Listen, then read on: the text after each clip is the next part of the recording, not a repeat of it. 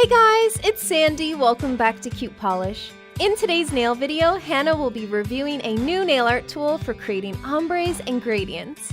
We thought it would be fun to test this tool out for you guys to see if it actually works. If you're new here, be sure to hit that subscribe button and the bell so you don't miss any of our upcoming nail art tutorials. Hi, it's Hannah, so let's get started. First of all, this tool has two sponge sides. One is more flat while the other one has a slight pointed tip. It also comes with 4 replacement sponges. So I'm just going to start with a base coat, then white polish for the base color. Then I'll be applying liquid latex around the nail to help protect the skin. I'm going to apply white and pink polish to the sponge just like I do with a regular makeup sponge. Then sponge the first layer onto the nail and...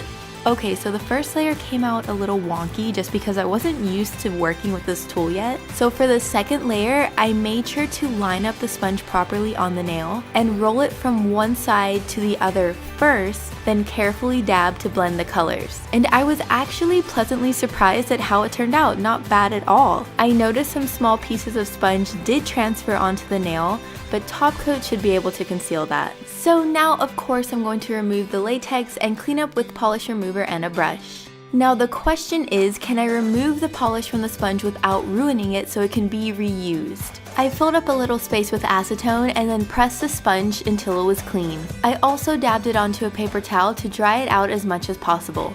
So far so good, it removed all the polish, but I did notice that the sponge expanded a bit, as you can see comparing it to one of the replacement sponges, but I don't think that's too much of a negative. So now I'm going to try the more pointed tip to see if there's any difference. For this, I'm using acrylic paint, which I love to use when doing ombre nails. Acrylic paint blends so seamlessly, which makes for a great ombre and makes it much easier. This ombre looks really good too, and the different tip didn't seem to matter. Once you remove the liquid latex, all you have to do to clean up is use some water and a brush, which is another plus to using acrylic paint. No remover needed. You also clean the sponge with just water as well. The aqua color stained it a little bit, but all the paint was removed quickly. This side expanded a bit too. So I decided to see how the other side was doing, and well, the sponge totally shrunk and it's just all deformed and hard. When I press on it, it doesn't have that spongy feeling anymore. So it looks like you will only be able to use a sponge once if you're using regular polish, unlike when you use acrylic paint, which will get you multiple uses.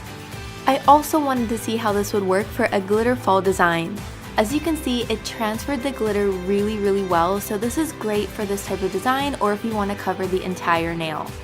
Be sure to apply a glossy top coat to smooth out any lumps and bumps, and don't forget cuticle oil if your cuticles start to dry out like mine did. So I would give this tool 4 out of 5 stars because it did give me really good results, plus having a handle with a round, smaller sponge felt more precise and easier. I'm taking away 1 star because some of the sponge did transfer a little and you will have to keep purchasing replacement sponges if you use regular polish, and it seems like you can't just order the sponges alone.